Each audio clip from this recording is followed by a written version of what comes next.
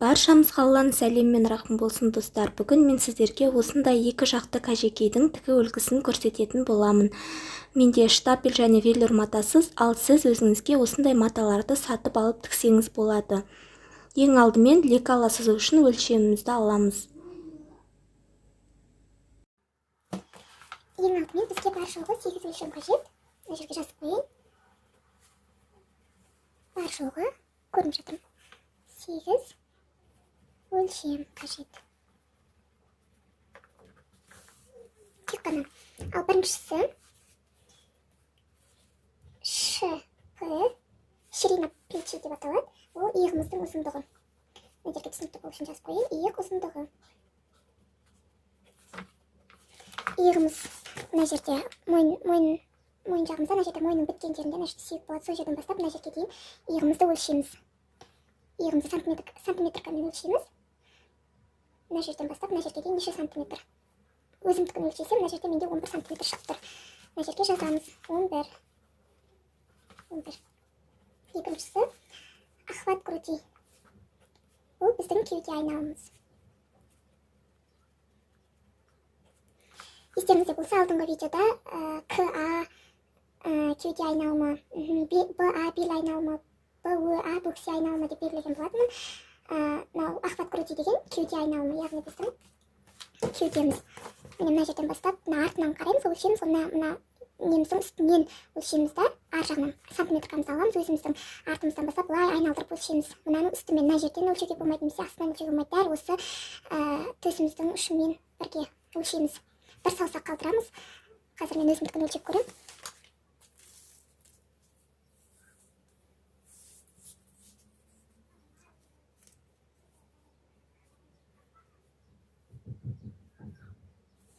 Менде 92 болып тұр. 92. Өздеріңіздікін өлшейміздер.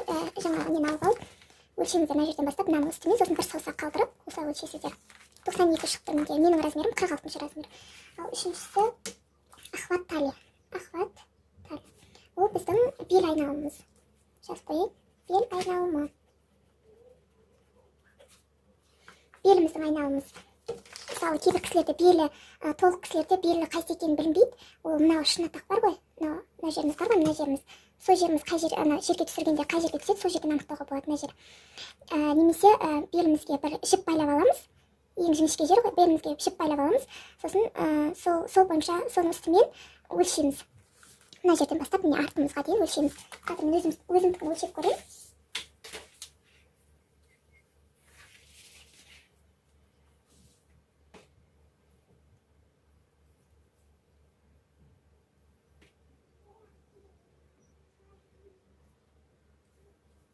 Менде 79 шығып тұр.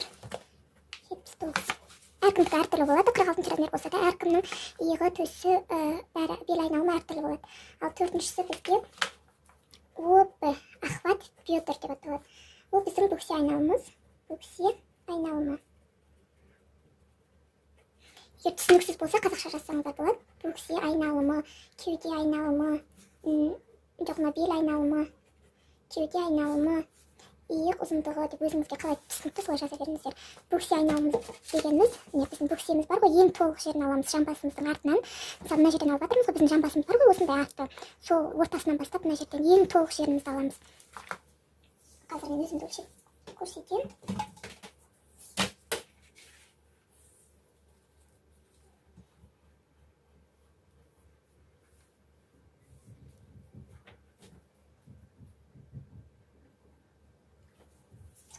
Болып тұр менде.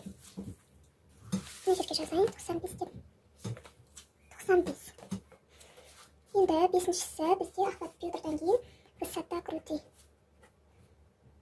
Кеуде биіктігі. Жазым көріп жатырмын. Высота груди. Мына иығымыздан бастап, мына жер иығымыз мойын біткен жерінен бастап, мына ұшына дейінгі, төсіміздің ұшына дейінгі жерді аламыз. Мына жеріміз толық болады ғой біздікі былай.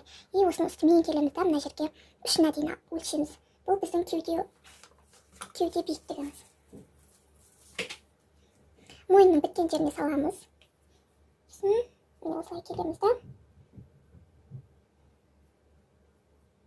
28 деп алайын өзімдікі. 28. карандашпен көрінбейді екен. Сол үшін ручкамен жазып отырмын, көрініп тұр ма? Алтыншысы кеуде биіктігі К, Б деп алсаңыз болады. Өзіңізге қалай ыңғайлы солай. И бізде алтыншысы центр груди. Центр груди кеуде ортасы дейші. Центрден ортасы ғой. Бұл біздің мына тұрсыздар, мына екі точкамыз бар ғой, соның төсіміздің ұшы бар ғой, сол төсіміздің ұшы мен мына төсіміздің ұшының ортасы қанша сантиметр, соны аламыз, өлшейміз соны.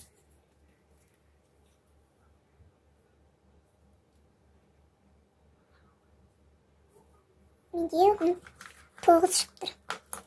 19 сантиметр. Ал жетіншісі кеуде ортасы. Қазақшалап жазып қойын.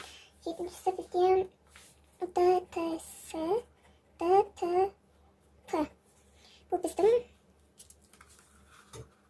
длина талии спина. Мынау арты деп жазып қойын. Арты, мынау алты. Бізге қазір керегі мынау алты керек. Осыны өлшеп аламыз бірінші. Яғни ол дегеніміз длина қазір. Мен көрсетейін бірінші. Міне мына жерден иығымыздан бастап, ұзындығы мынадан бастап, иығымызға дейінгі ұзындығы мынау төсіміз бар ғой мына жерде жоғары. Соның үстінен келеміз. Кәдімгі үстін басамыз, осы жерге дейін иығымызға дейін. Иығымыз бағана өлшедік қой, немен? Шеп қойдық, немесе мына шыны тағымызбен не істеп өлшедік, сол иығымыздан, мына мойның біткен жерінен, мына төсіміздің үстінен, сол иыққа дейінгі ұзындық длина талии береді. Осы жерін, мына жерін аламыз да өлшейміз. Қазір мен мына жерден бастап, мына жерге дейін мен өзімдікін өлшеймін.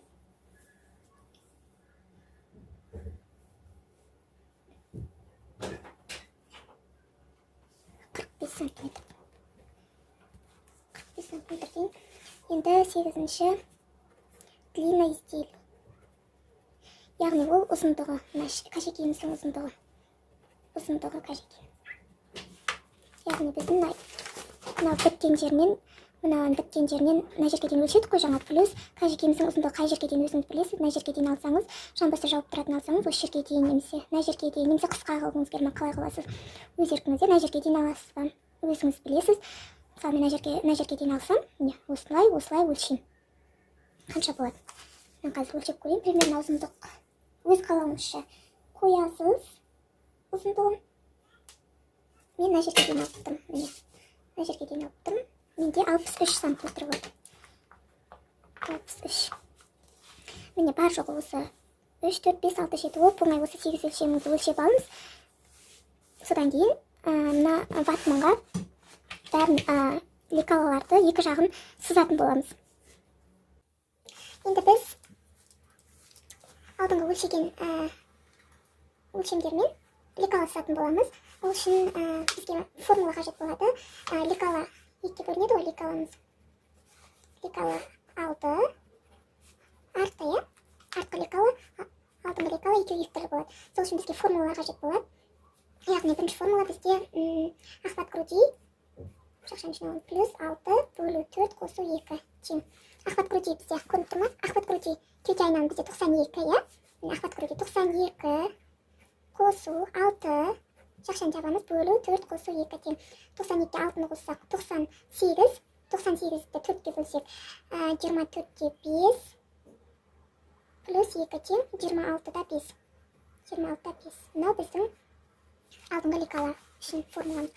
Ал екінші бізде кеуде айналымыз бойынша лекаламыздың өлшемі. Ал екінші бізде бағана ДТС, длина талии спина, длина талии переда болды ғой, 45. Осы өлшемге плюс 2-ні қосамыз.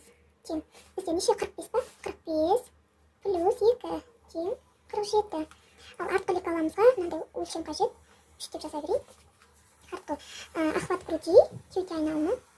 Охват груди плюс, осыдан дәл осындай міне, охват груди плюс 6, алдыңғы лекала сияқты, бірақ мына 2-ні қоспаймыз. Охват груди 6 бөлу 4 тең, бізде 24-те 5, иә? Міне, охват груди 92 қосу 6 бөлу 4. 24-те 5 бағана 24-те 5 плюс 2 қостық қой алдына, мына жерде 2-ні қоспаймыз. Дәл осындай қылып жазамыз. Ал центр груди оны 2-ге бөлеміз. Центр груди бізде 19 сантиметр бөлу 2 тең 9,5 сантиметр болады. 19-ы 2-ге бөлгенде 9,5 сантиметр шығады. Болды, осы бойынша енді сызып бастаймыз, сілік аламыз, сызамыз.